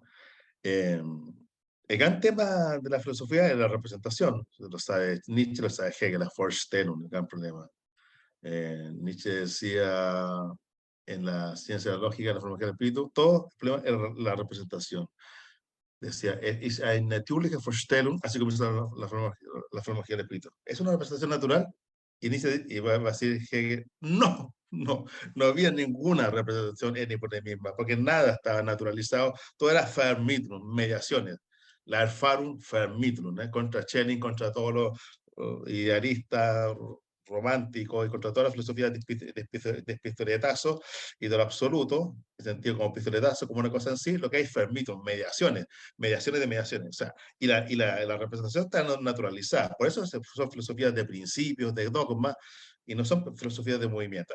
Así comienza completamente. Entonces, la filosofía es una Erfahrung, bueno, y ahí vienen todos, Lenin, todo, y parece que una revolución es una Erfahrung, ya viene la Butler, que es una hegeliana, y parece que lo performativo es una Erfahrung, y no hay un género N por sí mismo, y no hay una revolución N por sí misma, y no hay, como Lenin no entiende, no hay un Estado N por sí mismo, y se sabe de dónde es un hegeliano, y parece que no hay un capitalismo N por sí mismo, y ahí todos los hegelianos piensan, oye, ¿verdad? Hay que desactivar la representación. El gran trabajo de Hegel es mostrar que hay conceptos, el concepto de libertad, y la libertad funciona en una inmediatez mediatizada. Inmediatez mediatizada, y eso es el juego del concepto, o de lo libre en Hegel. Eso es fundamental, o sea, creer que hay una representación. Y Nietzsche funciona en un ámbito similar, absolutamente en contra de la Vorstellung, absolutamente contra la representación. Y ahí te empiezo a contestar el problema. El problema es interesante. Lo que hace el realismo picodectivo, que es la base es Badiou y que es Zizek, son la base, son los dos. ¿Ya? Zizek no da el paso a Badiou, porque Zizek también critica a su amigo maestro. ¿Ya? O sea, que le voy a decir mucho más simple, a una filosofía del acontecimiento. Gigi le cuesta hablar del acontecimiento, y cuando habla de acontecimiento lo hace para seguirle un poco el juego a su amigo maestro mayor. Pero en realidad, lo que hay en cierta forma en el trabajo de Badiou, que Gigi quiere como escaquearse, pero también está en el juego, entender la filosofía como un régimen de la verdad, una cierta universalidad y una ontología. Incluso para Badiou la ontología la funda la ciencia, la matemática. La matemática funda la ontología y la filosofía trabaja, muestra la verdad de la ontología. Ya, eso es lo que hace. Por eso la ciencia, por eso Miyazu es un badiouiano. Entonces, como la ontología son científicas, la filosofía hacen trabajo de la verdad de la ontología. Entonces, mira, si la ontología es Kant en un continuo, ahí viene una filosofía. Si es Ptolomeo, viene una teoría de la verdad. Si es Copérnico, otra teoría de la verdad. Bueno, y si estamos en una matemática, por ejemplo, de tipo Gödel, de tipo Turing, no podemos seguir con una ontología, con una verdad. Entonces Badiou va a trabajar ahí, Miyazu le sigue el juego, le sigue en el juego. El problema está de ellos, porque ellos saben dónde tienen que llegar, quieren llegar de verdad al problema de lo contingente. Pero lo contingente no es una Forstell, es la gran. Ahí la Batres tiene razón contra Badiou y contra Gigi, aunque sean amigos. O sea, viven hablando del acontecimiento, viven hablando de lo contingente. O sea, la filosofía tiene que pensar lo contingente en por sí mismo. Lo absoluto es lo contingente, o sea, o si queremos, es la finitud. Es la finitud, han dicho en cualquier técnico, es la finitud, es la mortalidad, es lo contingente, ¿cómo lo llama la Batres? Lo azaroso, como es lo azaroso. Está muy bien. Pero cuando la piensa la representa, y la representa la sobrecodifican en el lenguaje de Hegel, el curso de Nietzsche la matan, porque no hay nada vivo ahí. Y ya Lenin se da cuenta de eso contra Kant en la ciencia, en su trabajo con Hegel. Y entonces Lenin se da cuenta que todas las revoluciones fracasaban porque se congelaban y funcionaban como algo ni por sí mismo. Y ahí se da cuenta Lenin, por eso todas las revoluciones fracasan. Y fracasaban todas, y van a fracasar todas, hasta el rechazo en Chile, cualquier proceso de transformación, porque funciona como algo sin movimiento. De inmediato funciona como un principio que me organiza, que me regula. ¿Cómo una revolución va a hacer eso? Es una representación de una revolución. Y ahí se da cuenta Lenin. O sea, todos están atrapados. Entonces, el problema está, si lo contingente es finitud, si lo contingente es movimiento, el contingente tiene muchos nombres, lo caótico, lo azaroso en un movimiento, ¿cómo no volverlo en una representación vacía? O sea, entonces, el problema que tiene Badiou, tú lo vas a leer pura representación, puso a nivel político, aunque yo una vez lo dije a Badiou, lo que él habla no sirve ni para los parisinos, es increíble, bueno, lo que habla Jaime no sirve para los belineses, lo que habla Laclau no servía para los porteños de Buenos Aires, y lo que habla Badiou no sirve, ni lo que habla Rancière no sirve, lo que habla Tim no sirve ni para los madrileños, aquí tengo, mañana presento el libro de Tim, mi amigo. Entonces, lo que habla Tim tampoco sirve para los madrileños, porque es una representación, es en el sentido contra el que pelea Nietzsche, contra el que pelea Hegel. O sea, no hay ningún movimiento de lo contingente, no hay ningún movimiento de la finitud, de la mortalidad. Y como hay una representación, funciona como cierta estructura, está acá por debajo, principio que me organiza, que sistematiza, luego se carga el sistema. Entonces, cuando uno va leyendo a los realistas especulativos, a Gran Badiou, Gigi le gusta hacer más el movimiento del capital y muestra contradicciones, más inteligente. Y cuando Gigi quiere pensar lo real, se asusta. Badiou lo hace. Y ahí van los pequeños, como Miyazu tratando de hacer el juego. El tema es, el curso de la Batres lo hice, creo que en el segundo prólogo a la segunda edición del Género en Disputa. El tema está, mira, en ese debate completamente filósofa, más que activista, es filósofa, dice, el tema es lo real. Y por eso yo dije, el tema es lo real. Lo que antes, no solamente Aristóteles, Descartes, Leibniz, no, el tema es lo real. Tiene razón Husserl, tiene razón Heidegger, tiene razón Lacan, el tema es lo real. La pregunta, sí, ese es el tema, pero cuando pensemos lo real, aparece lo humano, cuando pensemos lo real, aparece lo político, cuando hacemos real, aparece cómo funciona el capitalismo en lo político y lo humano, por eso el tema es lo real. Y por eso, mira, dice la espilla, la Judith, no es que, bueno, a ella le interesa, pero el tema del travestismo, no, independiente de lo hormonal, del dolor de la gente, todo eso, lo interesante para la Batres, que ahí mira, son como casos de contingencia para mostrar lo real. Lo real no es algo por sí mismo, es una construcción performativa. Y por eso el trans, y por eso el travestismo, aunque ella obviamente está en la causa. Pero la Batres dice, independiente de activismo, independiente de feminismo, yo tengo una cátedra de teoría crítica, yo soy filósofa y discuto lo real. Y Gigi dice, también discuto lo real. Bueno, si queremos discutir lo real, yo creo que la mejor forma para no caer en eso es lo que hacía Nietzsche. Nietzsche discute lo real, expresa lo real y lo hace de una forma increíble y vamos viviendo lo real. Lo que pasa es que eso no es no podemos sacar una teoría de lo real 1, 2, 3, como hace Badiou. No, lo que hace es una experiencia, y aquí voy a tu primera pregunta. Las materialidades son muchas, o sea, no se trata de tener, yo estoy en Italia, pues puedo estar puedo conocer la vida de Domenico Modugno y conocer la vida de Silmaría. Pero, oiga, paréntesis, en Requiem no pasa nada. Si Nietzsche estuvo 4 años en Requiem, nada. O sea, en Requiem no hay nada con Nietzsche, puro dolor. Se le muere el hermano, se muere el papá, la mamá se queda sola, se quedan con 2 cabros chicos, muerta de hambre, no pierde las lucas, no hay nada. O sea, es una pura, o sea, en Requiem no hay nada. Yo no tendría a Nietzsche enterrado en Requiem, lo tendría enterrado a Silmaría. Yo no sé, ha sido la Elizabeth la que puso, la Elizabeth, que es una hermeneuta, idealiza a su hermano, idealiza a Requiem, idealiza el origen, y vamos a enterrar a Fritz donde Requiem no hay nada, ahora no hay nada. Oye, y no vayan a Königsberg. Königsberg están los rusos en Königsberg. No, ya no es ni Königsberg, ¿no? Es Kaliningrado, o sea, ya. Entonces ya no, hay múltiples textos, hay múltiples materialidades. Materialidades pues son los textos, eso tiene razón. El mismo Nietzsche trabajaba con todo tipo de texto, pero el texto no es meramente un texto que tiene un concepto en y por sí mismo, que yo lo pretendo como un principio originario que está por detrás del texto. Eso por el señor. El texto es una estructura, pero el texto puede ser artefacto, si tienes múltiples formas de materialidades, obviamente, incluso materialidades distópicas, incluso juegos de ficción, que es el caso de Nietzsche, funciona hasta con distopía, funciona con literatura, de repente juega con Dioniso, juega con César Borgia, hasta los brotes psicóticos de Nietzsche, en los brotes psicóticos Nietzsche va jugando con personajes que nunca conoció, él mismo se ve como Cristo, como Carlomagno, como Alejandro, como Borgia, pero incluso en el brote psicótico, voy a ponerme ahora psicoanalista, incluso en el brote psicótico hay algo de materialidad interesante. Parece que Nietzsche ve algo en Borgia, algo en Alejandro Magno, algo en Carlos, que parece que tienen algo de Dioniso, una forma de articular la materialidad de las cosas sin nada que por detrás de la finitud. Mira, pareciera que si vamos con, mira, señor Miyazú, eso que usted ya detrás de la finitud, ¿sabe? Dioniso.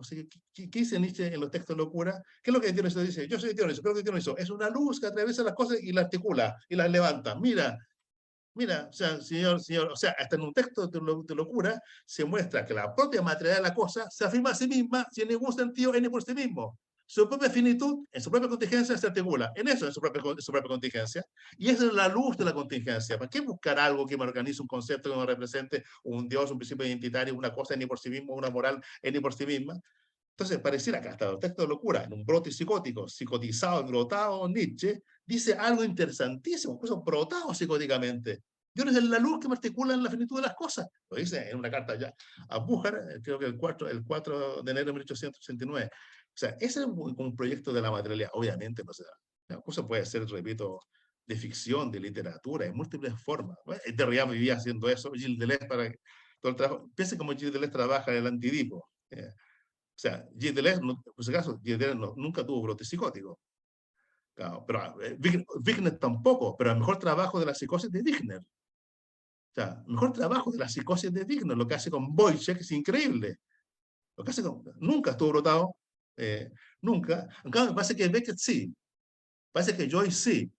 Joyce tiene algo de brote psicótico, sí, pero Wigner nada. Y Wigner hace un trabajo de la psicosis con los relatos que habían de Wojciech, con el juicio de Wojciech, con los relatos de Wojciech estudiando, te muestra múltiples formas de por qué mata a María, todos los juegos, y ahí te muestra algo tremendo que pasa en cierta construcción del pueblo alemán, en la finitud de estos pobres soldados. Entonces, mira, la Sarah Kane era brotada psicóticamente, va jugando, hace un teatro, mira, ¿qué hace el teatro de la Sarah Kane? Actualicemos a Nietzsche. Nietzsche le gustaba Shakespeare, le gustaba Esquilo, le gustaba Beethoven, le gustaban muchas cosas. Actualicemos a Nietzsche. Bueno, está Nick Cave, está la Sarah Kane. Hay muchas formas que uno puede actualizar a Nietzsche. Pero la Sarah Kane, ¿qué es lo que hace con el teatro in Jet Face? Romper la representación. Pues si había representación, no hay teatro. Y la Sarah Kane no quería teatro, está en el tacherismo, ella era lesbiana, rompe con su mundo cristiano, no soportaba todo el mundo brutal, conservador, anglosajón, estaba la guerra también de los Balcanes, y ahí empieza a hacer toda esta obra de teatro como The Feder's Love, Cleansed, Blasted, Psicosis 446. Entonces, lo que hace ella es, en este teatro, junto con el otro, una experiencia donde se deconstruye o se rompe lo simbólico, lo totalitario, para que aparezca el cuerpo, es lo que llama el amor. Y son experiencias tremendas, ¿no? Como Pasolini, como Buñuel, lo que hace Sarah Kane, por ejemplo, en el teatro, ahí sin representación. Bueno, pero es un movimiento entre el objeto y el sujeto, entre el actor con la gente que está, ahí en Londres, en París, en Madrid, cuando uno ve una obra de teatro de la Sarah Kane, cuando uno ve un Pasolini, cuando uno ve un Buñuel. Pareciera que ahí uno puede entender bastante de esta materialidad. Entonces, no es, claro, si no tiene dinero para ver una obra de Sarah Kane, nunca has tenido la suerte de estar en Madrid, en Barcelona o en Santiago cuando la representan, la puedes ver en un computador ordinario, nada barato, la puedes ver hasta en blanco y negro, mala, incluso que verla en castellano, si Sarah Kane tiene un inglés precioso, pero ver en castellano horrible, rasca, horroroso, vulgar, y algo te pasa, porque tiene algo sensación, tiene algo que te pasa con esa mala traducción de la Sarah Kane, y ves la psicosis y te ves algo increíble que te mueve. Entonces, mira, hasta la Sarah Kane te puede permitir, sin estar en Londres, en un inglés perfecto a la Sarah Kane, generarte un teatro que en la experiencia muestra la propia finitud y te muestra una forma de entender a otro, una relación amorosa, por ejemplo. Yo creo que por ahí habría que entender el método, sin ser un burgués de todo poeta. Ya, para entender a la Sarah Kane, como ejemplo de un Nietzsche de 2020, siglo XXI, voy a verla a Londres ahora y me gastar 5.000 euros. No puedo, sí, eso no. No es necesario, Nico. Pero si tuvieras dinero, hazlo. Valdría la pena gastarlo en eso. Eso. ¿Hay otras preguntas? Tú, Fabiana. Vai, Sebastián. Vale, pero tú querías hacer una pregunta antes, así que dale nomás. Es igual, vas. Bueno, gracias. Nada, Ricardo, bueno, agradecerte primero por... El jefe, está hablando el jefe. No, por estar aquí, por siempre apoyar, ¿no es cierto?, a la red, que ya está terminando la penúltima comunicación del año 2022. Así que primero agradecerte porque, bueno, tú lo sabes, siempre un apoyo. No, mi pregunta más que nada es breve, es puntual. Mencionaste el tema del método, mencionaste el tema del clima, de cómo Nietzsche de alguna forma está siempre en ese constante viaje, buscando un mejor clima, porque finalmente está esa relación del clima con la creación del tipo, ¿no? El clima finalmente es como una forma de educación del filósofo, digamos. Entonces me gustaría ver, quizás precisar un poco más esta relación entre el clima y el método en Nietzsche. ¿De qué manera Nietzsche en este tránsito constante de búsqueda de un mejor clima, al mismo tiempo está formando una cierta metodología, o quizás cómo el clima puede entenderse como una búsqueda de la probidad, que es tan importante también en la filosofía de Nietzsche? Gracias. Sí, obvio, Sebastián, que te apoyo, lo apoyo a todos ustedes, los quiero un montón. Ustedes son el futuro, son distintos países, el futuro de la filosofía. Y el futuro que se va realizando, como la Marina, que ya está completamente acreditada. Bien, está completamente acreditada la Marina, que es fundamental. Fundamental. Hay que acreditarse, fundamental, fundamental. Y todos los países tienen sistemas de acreditación, pues vayan ahí, vayan moviéndose. Sí, por ejemplo, te contesto técnicamente, cuando Freud estaba en 1938 muy enfermo, esto sale, mira, sale en un libro con Nancy, Nancy está muerta y te publico con él. Hay un texto de Nancy que está solamente en italiano, que no está publicado ni en francés, sale publicado ahora en diciembre por la editorial de Agamben, que se llama La Qualität. Y ahí aparece el texto Nancy, se llama Transontología, ¿no? Un texto de una amiga que es la romana Rey Gruchani, que es profesora de la Fabiana, que es una amiga que ahora está en Barcelona, que más rato voy a ir a cenar con ella y con otros amigos más. Y es un texto mío. ¿Y por qué te cuento así? Porque lo que hace Nancy al final de su vida, incluso ni los profesores lo han leído el texto, estoy entretenido, eso va a ser una joya, es mostrar, Nancy se aleja completamente de Heidegger, se pone más hegeliano, incluso más nietzscheano. Mira, Nancy es un buen ejemplo para Nietzsche. Vuelve a la literatura, vuelve al psicoanálisis, repiensa a Lacan, repiensa a Freud, hasta la literatura, y nada con Heidegger, un Hegel distinto y un Nietzsche distinto. Así estaba, y Nancy también estudia temas de género, de feminismo, de ámbitos trans, todo. Así era Nancy, y pues se murió de pequeño. Nancy estaba súper enfermo. Y ahí, entonces, Nancy, ya en Corps y en otras partes, había hablado de algo muy importante, habría hablado del cuerpo como siguiendo en cierta forma Nietzsche y cierta forma Hegel. El cuerpo era como un artefacto, Hegel, pero que se actualiza Nietzsche. Entonces, y él era un artefacto, además lleno de cosas, tenía un corazón, había tenido cáncer, trasplante de corazón, mil cosas. Entonces, él era como un acontecimiento, o sea, era un artefacto, una cierta totalidad, a la altura de los tiempos, Hegel, pero que se actualiza y vive, Nietzsche. Entonces él tenía, ese rollo tenía Nancy, que era muy entretenido. Nancy siempre decía que era como un tragicómico, que él se quedaba dormido una noche y no sabía si despertaba. Eso es tremendo. Nosotros nos dormimos la noche, a menos que estemos medio brotados o seamos obsesivos radicales. Nosotros en la noche piensa, ¿despertaré en la mañana? No, uno se queda dormido feliz, se queda dormido. Yo nací, no, claro, nací porque nací. Cuando yo estuve con él, llevaba 10 años que tenía que estar muerto y vivió como 20. Entonces, cuando dice, oye, se te acaba, decía, oye, llevo 10 años más de la fecha de caducidad y sigo vivo. Llevo 11 años más de la fecha de caducidad, bueno, sigo vivo. Entonces, Nancy decía, ¿y si mañana no despierto? Bueno, este era Nancy. Entonces, pues el tema era el cuerpo. Y ahí el tema era Freud. El tema era Freud. Y Freud, al principio era un idealista, como todo idealista, tipo siglo XIX, por eso no hay mucho tiempo para hablar de eso. Bueno, y para ver, sobre todo la angustia, la ansiedad, él coloca el dispositivo de la neurosis. El dispositivo de la neurosis me permite ver algo que es como la angustia, la ansiedad y mil cosas, patologías que enfermaban a la gente. Él lo pone en neurosis, y neurosis que es lo que es la expresión del cristianismo. Para Nietzsche voy a conocer lo que hace Freud, lo mata a Freud, pero pone el cristianismo, o sea, la neurosis, o sea, la culpa, lo pone como el aparato neurótico que me permite generar una cura, y generar una transferencia. Entonces, Freud, siendo completamente ateo, radical, finalmente dice la sociedad austriana está enferma por el cristianismo, igual por el propio cristianismo como sistema de un dispositivo de cura, la neurosis. Y la neurosis tiene dos momentos, que la histeria y la obsesión, y voy trabajando con la histeria y la obsesión para que aparezca la cura. Nietzsche le dijo, está loco este tipo, ¿cómo? Pues les puede poner el propio cristianismo como dispositivo, la neurosis es cristiana, o sea, es pura culpa. Y eso, así viene el obsesivo, viene la histeria, pura culpa.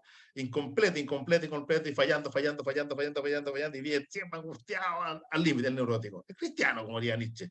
Nietzsche no pone el dispositivo neurótico para la cura nichiana va con Dionisos, no va con Cristo. Esa es la gran diferencia que tiene Nietzsche y Freud respecto a cómo uno se cura. O sea, cómo se te quita la angustia. La cosa es evitar la angustia o suicidarme, la angustia, pasarla mal. Nietzsche pone el dispositivo de iniciaco, Freud pone el dispositivo cristiano, la neurosis, con todo el juego, el deber y la culpa que te hace operar. Nietzsche jamás pone el dispositivo de iniciaco, pone la vida en un subaile afirmando el propio dolor. Por eso a Freud le encanta Nietzsche y él le teme. Le encanta, lo vuelve loco, pero le teme porque no hay dispositivo neurótico. Luego no funciona ni por la culpa ni por el deber. Por eso Nietzsche es peligroso para los psicoanalistas, hasta ahora. Por eso le encanta la Butler. Estoy contando la Por eso a Nietzsche le encanta la Butler, porque eso se llama perversión. Entonces, en el lenguaje psicoanalítico, que está el neurótico, que es el dispositivo de todas las subjetividades, y está psicótico el pobre que vive brotado fuera de lo real, y el perverso que vive está creyendo lo simbólico, la norma, con el perverso no se puede curar. Hay que cerrarlo. En cambio, Nietzsche, Butler, y si fuera, yo lo postulo yo también, y si fuera la perversión lo propio del humano, si fuera la perversión el dispositivo de lo dionisiaco, entonces eso es. Y por eso la base se mete por ahí, por si acaso, para que lo entiendan. Ya se mete en defender el género, en los cuerpos, en el rasgo de los cuerpos. Se mete completamente con Freud, porque está por Nietzsche, con Deleuze y Foucault, está con Nietzsche trabajando otra forma que es el neurótico, yo diría la perversión, o el queer, significa la duda traducida queer por perversión, por mezcla, para mostrar distintas formas de subjetividad. ¿Qué es lo dionisiaco? Ya, y ahí te voy contestando. Entonces ya Freud va cambiando su vida, va cambiando la práctica idealizante, va cambiando Freud sus propias teorías. Bueno, pasa la Primera Guerra Mundial, se le muere la hija, pasan mil cosas, pelea con todo el mundo, se va quedando solo, tiene un tremendo cáncer horroroso, un cáncer a la mandíbula, tela, huye, tiene que huir de Alemania, pierde a toda su familia, tiene un montón de hermanas. O sea, Freud le fue bastante con la mierda. ¿Y qué hace Freud? Se va desidealizando, y por eso le gusta debatir el segundo Freud, se va desidealizando y empieza a aparecer cuerpo. Y ahí viene el famoso texto final de Freud, que no voy a ni hablar, y pone el famoso texto que dice que, ¿cómo dice? Que la psiqui es ausgeden, dice, la psique está exteriorizada. Y ese es el famoso testamento de Freud. Cuando Freud se da cuenta, al final, lo que se da cuenta Nietzsche al comienzo, y Hegel al comienzo, somos afuera. Somos afuera. No había ninguna cosa cerrada sobre sí mismo con un dispositivo que le mostrara a cristianos que está sufriendo porque hay un hoyo que no puede realizar, su neurosis. No era eso, éramos afuera. Y obviamente, exiliado en Inglaterra, con un dolor horroroso, lleno de morfina, sin sus hermanas, se le muere una hija, en la Primera Guerra Mundial, con todo, muchos judíos lo odiaban, además con todas las brechas de psicoanálisis, con todas las peleas con sus discípulos, ya Jung se había ido, la Melanie Klein le da duro, rompiendo el Edipo, yendo anterior al Edipo, saliendo, ya postulando la perversión, la Melanie Klein. Entonces ahí se da cuenta, ¿sabes? Hay afuera. Bueno, ese es el clima en Nietzsche. Eso es lo que yo hago. Ese es el clima. Ese es el clima en sentido real. Es un clima concreto, porque somos ese clima. Esa es salud. Es lo que comemos. Somos lo que comemos. Somos esa salud. Por eso Nietzsche es preciso. A 100.000 pies de altura. Entonces, Nietzsche Nietzsche es un compositor. Además tiene un estilo increíble.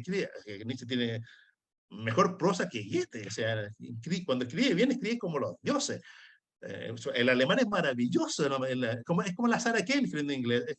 Es como Sade en francés es maravilloso, la Sarah Kane en inglés es espectacular, Nietzsche en alemán es espectacular. O sea, tiene todos los juegos del estilo. Ese es el clima que va constituyendo el interior de Nietzsche. Ahí te respondo como forma completa, Sebastián. Bien, ¿hay otras? Ok, yo me gustaría saber si hay una imagen de Nietzsche que este viaje te confirmó y una que tuviste que repensar de lo contrario. Ay, sí. Aquí, y aquí pues nos vamos todos a comer. En Europa estamos de noche, por si acaso. Marina, como yo, somos buenos para mangiare. Fabiana no come nada, pero Marina y yo somos buenos para mangiare. Yo ya tengo hambre, estoy seguro que la Marina tiene hambre. Somos buenos para mangiare. Y el resto, Sebastián en un flacuchento, tú no, ni comís, Sebastián, nada. Pero yo soy bueno para mangiare y tengo un hambre que ni te cuento. Yo día me comí algo muy rico, después les cuento.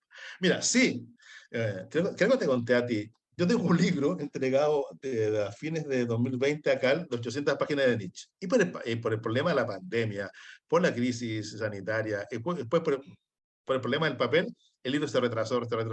Y lo que está haciendo acá ahora es sacar todos los libros anteriores a 2020. No lo cuentes, que quedó grabado esto, pero no lo cuenten. Pero por eso están sacando los libros. ¡Hoy salió un libro sobre Gramsci! Me van a matar mis amigos de acá. Hoy viene un libro de Gramsci, por fin, pero estás atrasado con un montón de años, es increíble. Mi amigo, el libro mío de Santiago Castro Gómez, que yo adoro a Santiago, son 600 páginas sobre los jóvenes hegelianos. Ese libro, yo lo conversé con Santiago en abril de 2019. Abril de 2019 conversé el libro, hablamos de Hegel, de Feuerbach, de Marx, primer Marx, segundo Marx, hablamos de todo. En abril de 2019. Acaba Santiago hace un mes presentarlo en Madrid, por acá. Entonces, por todas las crisis, se han atrasado los libros. Pero yo soy como hincha pelota, obsesivo, yo soy como entre psicótico, soy como un obsesivo radical, molestando acá, oye, ¿cuándo saca el libro? ¿Cuándo sale el libro?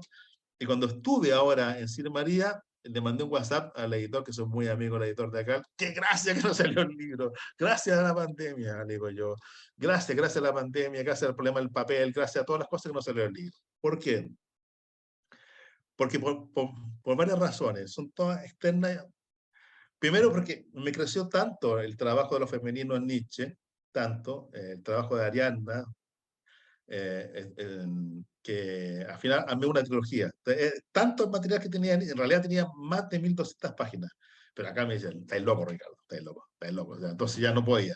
Entonces tenía tanto material que al final organicé una trilogía de lo femenino, lo organicé en carpetas. Yo funciono con carpetas, como en el computador, una carpeta Ariadna, una carpeta Antígona y una carpeta de Luz Salomé. Tengo mucho material. Y ahí lo que hice es sistematizarlo y llamé una trilogía que aparece por Herder. Entonces ya aparece el libro de Ariadna, después se baña Antígona, después de Luz Salomé. Entonces tenía mucho material. Me permitió trabajar más independiente de Nietzsche, independiente de Dionisos, independiente, hacerle mansplaining a Dionisos, mansplaining a Nietzsche, y que aparezca Ariadna con todo su trabajo, Antígona con todo su trabajo, y la Luz Salomé, incluso más allá de Nietzsche, ahora tengo una carpeta de Lu con Rilke, tengo otra con Lu con Freud, tengo ya tengo textos la Luz Salomé tiene textos psicoanalíticos, novelas, cartas, biografías, textos teóricos. Yo ya le he visto en el archivo más de 40 tomos a la Luz Salomé. Entonces ya me creció gigante. Entonces fue bueno que no saliera, porque todo lo femenino ya por sí mismo, y el mismo Dionisos o mismo Nietzsche queda como por detrás al trabajo del femenino. Y he estado completamente metido en eso actualmente. Tengo detenido un Hegel-Lenin que me pidió acá, como ya no me han publicado en Nietzsche. El Hegel-Lenin va a quedar para el 2024, son 1000 páginas de Hegel-Lenin, lo tengo marcado. Y ahora me metí completamente, como nunca salía en Nietzsche, a trabajar en lo femenino, y cada libro son libros como de 200 páginas, el de Ariadna, el de Antígona y el de Salomé. Entonces, por eso, por un lado, fue bueno. Y por el lado del texto de Nietzsche, con todo este trabajo material que le he hablado hoy día, entonces, lo que he hecho ahora que estoy en Barcelona, en Polignano, y ahora en Madrid, en Barcelona, lo que está ahora es actualizar todo el trabajo, y lo que le conversé hoy día es como el nuevo inicio del trabajo de Nietzsche. Yo tengo una introducción de trabajo de Nietzsche que son 100 páginas, que era una conversación con Deleuze, con Diorio, con los zurdos, y con muchos, con Heidegger, y terminaba hablando con Heidegger, y era mostrar la necesidad de repensar Nietzsche ahora. Y lo que estoy haciendo ahora, todo es mirado desde Silvia María, desde la materialidad, y estoy con una nueva introducción, viendo todo el texto, y le voy a entregar el texto de nuevo. Yo espero a fines de noviembre, diciembre, el texto entero editado de nuevo, y eso le va a cambiar una cierta connotación al texto. O sea, si el texto antes era como más académico, era mucha discusión con la escuela italiana, con la escuela francesa, con la escuela alemana. Ahora el texto manteniendo eso, tiene un truco más literario, y ahora el texto ya no discute. Incluso me reconcilié bastante con Diorio. Con Heidegger no es imposible. Imposible, pero ya algo me ha gustado de italiano, porque tiene un trabajo material, pero me carga cuando se ponen espirituales, eso no me enferma, pero cuando hace un trabajo material me fascina, y eso me ha gustado, y mirando que hay un trabajo material, incluso ciertos alemanes como Andrea Ursoma también tiene un trabajo que me gusta, y tengo una amistad con él. Entonces veo algo entretenido en Andrea, en los comentarios de Nietzsche. Te veo algo entretenido en cierto mundo de Diorio, en cierto mundo, no un mundo idealizante, Heidegger no, pero todo eso ahora Nietzsche es un pensador contra el realismo especulativo.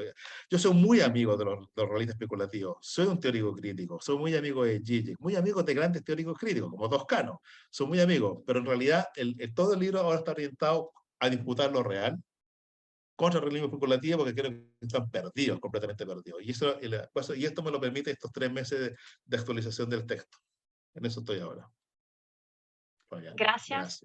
Y antes de concluir, me gustaría mencionar el próximo y último seminario de este ciclo. Tendremos como invitada a Scarlett Martin. El día será el 4 de noviembre. Y gracias de nuevo a todos. La Scarlett Martin es buenísima, no se la pierdan. Es muy buena ella. Gracias. Y gracias a todos. Gracias, Fabiana, Marina, a todos ustedes, se pasaron, a todos los amigos. Muchas gracias a todos ustedes.